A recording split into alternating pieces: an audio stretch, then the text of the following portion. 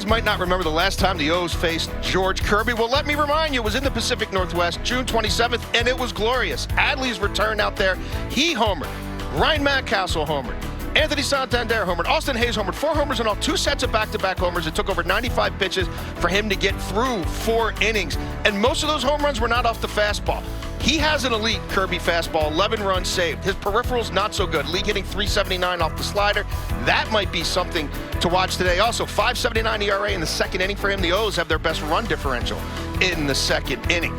We're now almost a third of the way through this homestand. Who do I have my eyes on? Well, a few guys who are doing a little better at home than on the road. We'll start with Ramon Urias, 100 points better OPB basically at home than the road, working some longer at-bats. We love that. Adley not in the lineup today, but he may come off the bench. If he does, well, his OPS almost 300 points higher at home. Ryan O'Hearn got robbed yesterday. Otherwise, his slugging at home would be even higher, but pretty big chasm there. Not that it's bad on the road, but almost 300 points. And Gunnar Henderson, 70 points higher batting at home than on the road. Something else to keep an eye on today.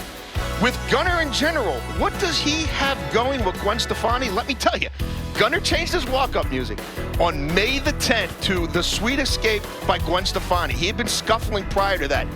Not any longer. Gunnar told me usually it was Motley Crue, it was hard rock and country. His older brother Jackson said, why don't you give some pop a try?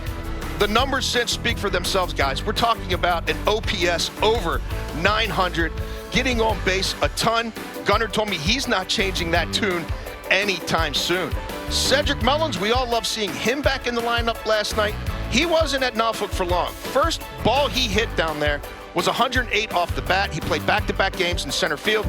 Brandon Hyde said the only reason he wasn't in center yesterday was because it was slick out there. He didn't want to take any chances. He's back. As for Ryan Mountcastle, he's 0 for 14 right now in Norfolk. Hyde said every situation is a little bit different, but watching the games, he's still kind of chasing the sweeper, chasing the slider, so might not see Mountie just yet, but he is certainly working to come back from vertigo.